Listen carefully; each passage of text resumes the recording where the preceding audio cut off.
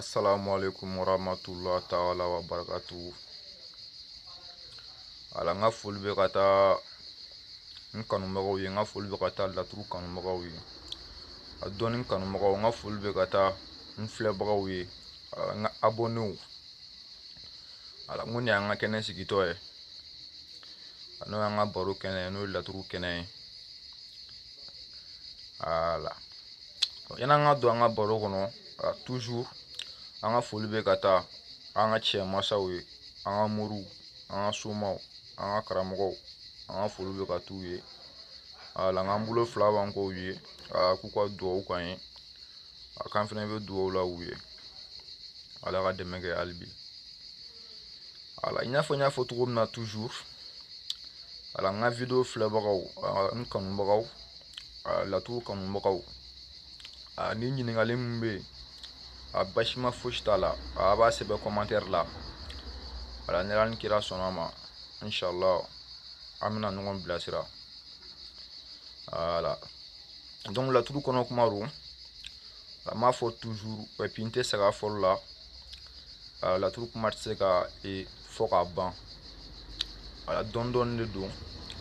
ana metara toujours ala fam dona soronya fe inshallah voilà donc kon baroni bo baro croate déjà ça vous la vidéo chama est publié là voilà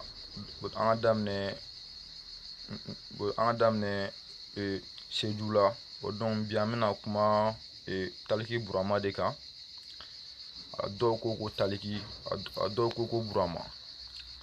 voilà donc anga bi baro bi kuma nowe ano ni la turude taliki burama anga bi baro bi kuma taliki jidenu taliki ji comme il y a photo comme na trouble kuma ka et puis trouble baro ka donc vidéo na ta au fene là mena bo no lui jiso fien so bogoso antasuma so inshallah me bono wi kelengeleni voilà be do nyara nga so luma nya dam no tugum na o nyanga ni ya folon kanila ban folon ala nye trouble so tan so ro be kelengeleni na la e wa so be ki wara wa di ama anu wera be ki wara di ama la turu kono anen klalo la bodon ametani sira woro inshallah na la ga dien la ga fam tugu dama comme nya fo tugu na fene toujours pour fayda o be sira la turu fayda o fene be inshallah na ran kira sonama u be sira la ga le inshallah donc bi baro ame kuma talki burama kan da nalega doni la turu dembe ano ni turabu den talki burama che maso ba ta ka ku chamanke na che maso ba ta ka ku chamanke na ala ga fam tugu ni mandama donc bo la turu kono talki burama ere bo talki banki wara kuna funu jumena talki be kuna funu jume wudi amal la turu kono o de joro ma ya ko wi ame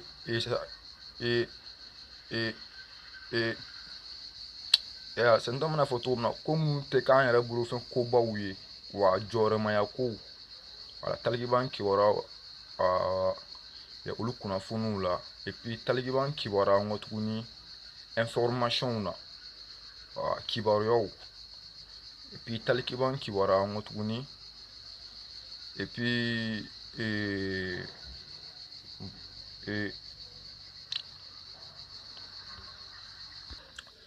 ala ngotalki banki wara fene e sika na ko dana baliya ko wala sadi amanda ere la ko mununa wala na me sika ula wala talki be bonulu ki wara wuye et puis fene boni kuna funu wuye pipo joro ma ya ko talki banki wara na la turu kono la turu dalen ko fe donc talki sigile ma e sumu re kono ani so wala n'o ye taliki ka so ye taliki plasi o donc taliki ka so bɛ an n'an kibaruya denɲɔgɔnw na wala teriw wala ani kanu nasiraw kanuɲɔgɔnya nasiraw wala ani kunnafoni nasiraw wala taliki ka taliki sigiyɔrɔ bɔ donc o kibaruyaw bɛ bɔ o kɔnɔ laturu dalen kɔfɛ ala ka faamucogo ɲuman d'an ma i n'a fɔ n y'a fɔ cogo min na toujours wala laturu kɔnɔ ko don laturu kɔnɔ ko tɛ se ka fɔ ka tile kelen ko tɛ wala n yɛrɛ hakili la laturu dalaw bɔn minnu bɛ n filɛ u b'a dɔn et puis fɛnɛ u b'a faamu n b'a fɛ ka mun fɔ laturu kɔnɔ ko la ala ka faamucogo ɲuman d'an ma wala n ka laɲini tɛ dɔwɛrɛ ye n ye mun kalan laturu la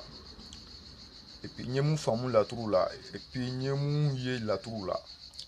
k'o tila ni n balimaw ni ɲɔgɔn cɛ wala an bɛɛ ka ɲɔgɔn nafa wala ɲɛnɛmaya nin na o de y'an ka laɲini ye inshallah ala ka faamucogo ɲuman d'an ma wala i n'a fɔ n y'a fɔ cogo min na bon donc n'an bɛna kuma nin video tɛmɛnen kɔfɛ a video nata donc an bɛna kuma ni turabuden kan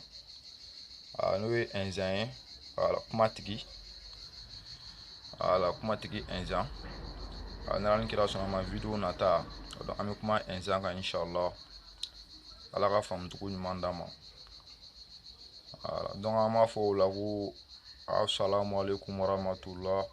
ta'ala wa barakatuh shukran.